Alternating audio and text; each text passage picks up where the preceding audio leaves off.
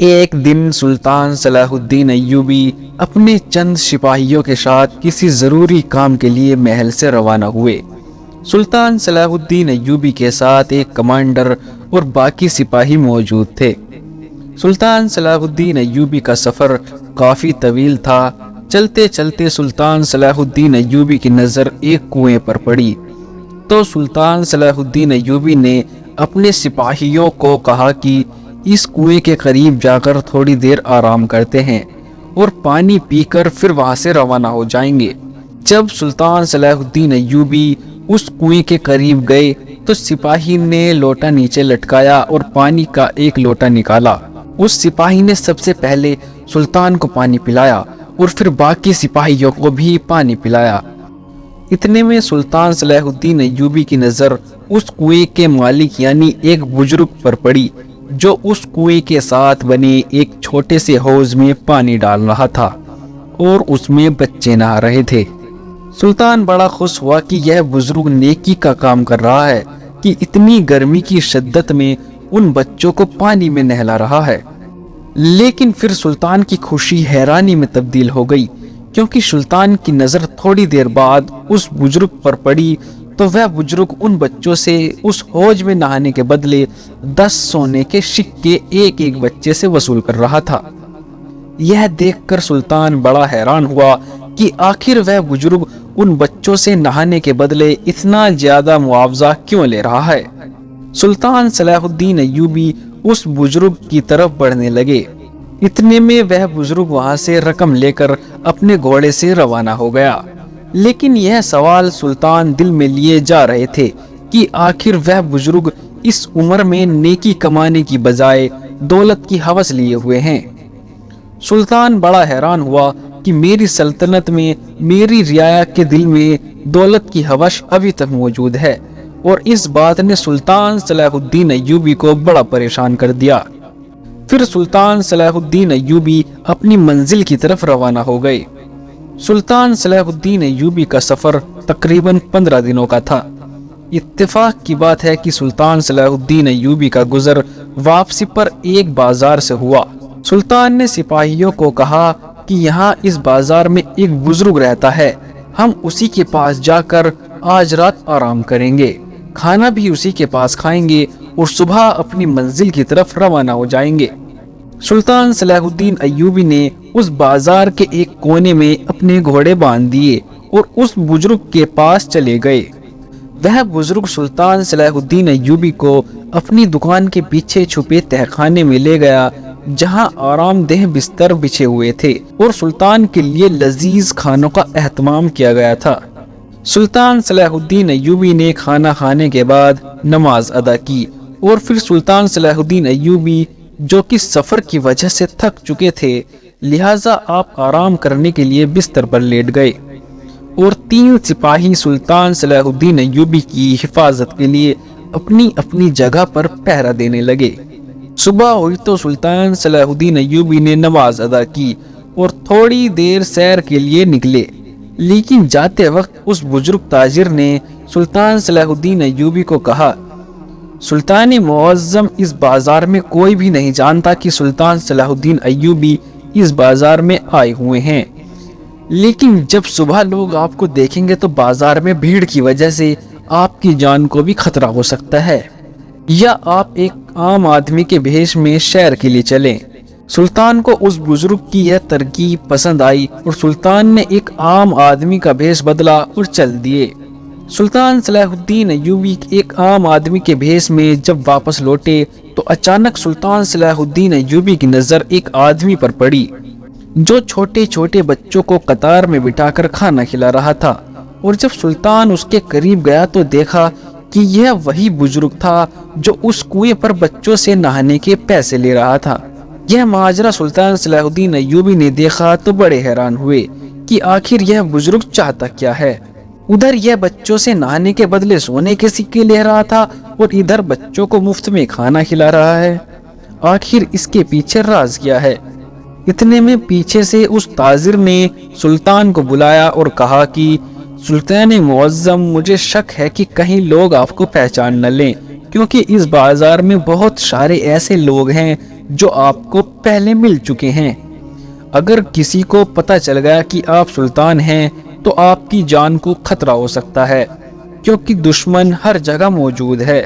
تو سلطان صلاح الدین دوبارہ سے وہ سوال اپنے دل میں لیے واپس تہخانے میں چلے گئے اور ناشتہ کرنے کے بعد اپنی منزل کی طرف روانہ ہونے کے لیے گھوڑے پر سوار ہوئے۔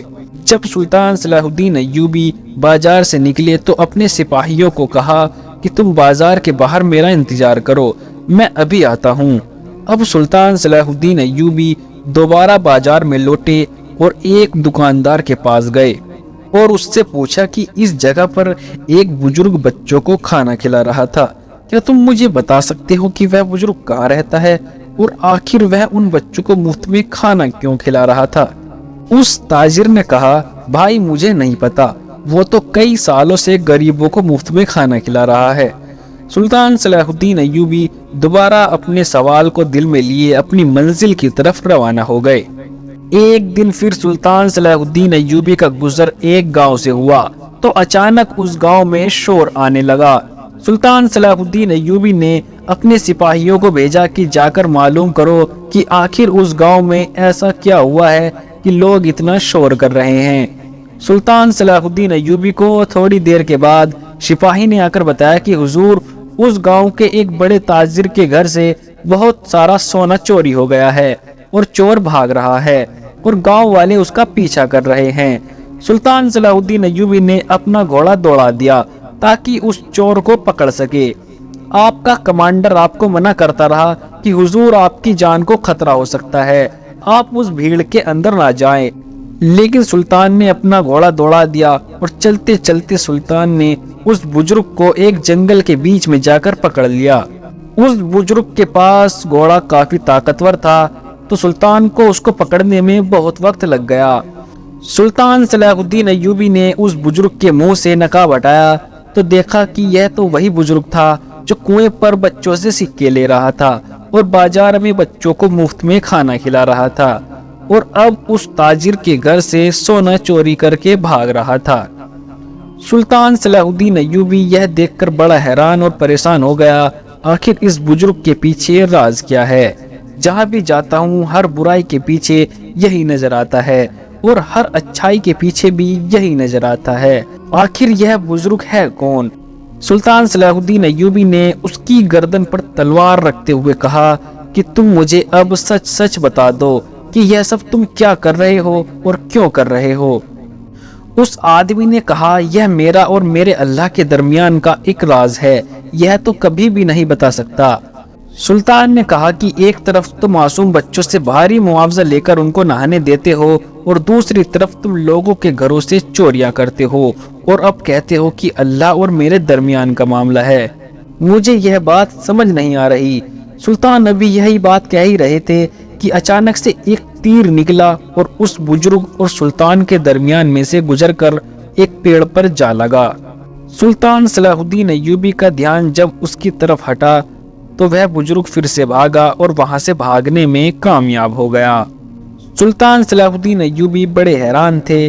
سلطان صلاح الدین ایوبی محل میں واپس آ گئے اور یہ سوچنے میں مصروف ہو گئے کہ وہ بزرگ کوئی عام انسان نہیں، اس کے پیچھے کوئی بہت بڑا راز ہے، اور جب تک میں اس راز سے پردہ نہیں اٹھاؤں گا اس وقت تک چین سے نہیں بیٹھوں گا۔ سلطان صلاح الدین ایوبی محل سے اپنے گھوڑے پر روانہ ہوا اور سیدھا اس کنویں کی طرف چل پڑا، اور وہاں پہنچ کر اس نے دیکھا کہ وہی بزرگ کنویں سے پانی نکال کر حوض میں ڈال رہا ہے اور بچے نہا رہے ہیں، اور جب بچوں نے جی بھر کے نہا لیا تو اس بزرگ نے ان بچوں سے 10 سونے کے سکے لیے۔ سلطان صلاح الدین ایوبی چھپ کر یہ سارا منظر دیکھ رہے تھے۔ جب وہ بزرگ گھوڑے پر بیٹھ کر جانے لگا تو سلطان نے اس کا پیچھا کیا۔ وہ ایک جنگل میں رکا جہاں پر ایک سرنگ تھی۔ وہ بزرگ اس سرنگ کے اندر چلا گیا۔ پیچھے سے جا کر سلطان نے اس کی گردن پر تلوار رکھ دی اور کہا، تم میرے کچھ سوالوں کے جواب دے دو تو میں تمہاری جان بخش دوں گا۔ تو اس بزرگ نے کہا، کہو کیا سوال ہیں تمہارے؟ سلطان نے اس سے پوچھا کہ مجھے بتاؤ تم کون ہو اور تمہارا مقصد کیا ہے؟ تو اس نے کہا، میں اللہ کا بندہ ہوں، میرا مقصد مظلوموں کی مدد کرنا ہے۔ सुल्तान ने कहा, उन बच्चों से सिक्के लेने और बाजार में उन गरीब बच्चों को खाना खिलाने के पीछे क्या राज है? और तीसरी बात ये कि तुमने उस गांव में चोरी क्यों की? तो उस बुजुर्ग ने बताया कि उस बाजार में कई साल पहले एक हमला हुआ जिसमें बहुत सारे ताजिर मारे गए और उन ताजिरों की दुकान पर दूसरे ताजिरों ने कब्जा कर लिया। उन शहीद ताजिरों के बच्चे यतीम हो गए और भूख से मरने लगे। जब मैंने ये सारा मंजर देखा तो मुझसे रहा न गया। एक दिन मैं उस कुएं पर बैठा था तो मैंने देखा उस हौज में बच्चे कुएं से पानी निकाल कर नहा रहे हैं। मैंने उन बच्चों से कहा कि अगर मैं तुम्हें इस कुएं से पानी निकाल कर नहलाऊं तो क्या तुम मुझे इसके बदले में सिक्के दे सकते हो?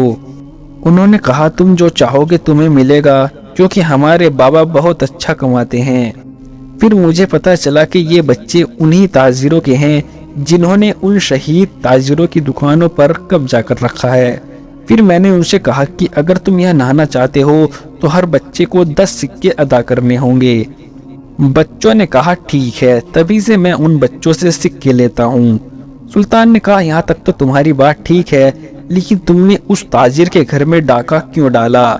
बुजुर्ग ने कहा, सुल्तान मुअज्जम, एक शहीद ताजिर की बेटी जवान हो चुकी है जिसकी शादी के लिए उसकी माँ के पास एक भी सिक्का नहीं है। एक दिन मुझे पता चला कि उस ताजिर को कारोबार में बहुत मुनाफा हुआ है, तो मैंने उसी वक्त सोच लिया था कि इस ताजिर से ये सारा मुनाफा उससे चुरा कर उस शहीद ताजिर की बीवी तक पहुंचा दूंगा। इसीलिए मैंने अपनी जान पर खेलकर उससे वो मुनाफा चुरा लिया और वो सारी रकम उस शहीद की बीवी को दे दी, जिससे उसने अपनी बेटी की शादी कर दी। ये सुनकर सुल्तान सलाहुद्दीन अय्यूबी बहुत हैरान हुए और कहा, मैं तो तुम्हें बहुत बड़ा मुजरिम समझता था, मगर तुम तो बहुत अच्छा काम कर रहे हो, मगर तुम्हारा तरीका गलत है। फिर सुल्तान सलाहुद्दीन अय्यूबी ने वापस महल में आकर हुक्म दिया कि उन ताजिरों से दुकान वापस ली जाए और उन शहीदों की बेवाओं को दे दी जाए और उन जालिम ताजिरों को गिरफ्तार करके काजी के सामने पेश किया जाए।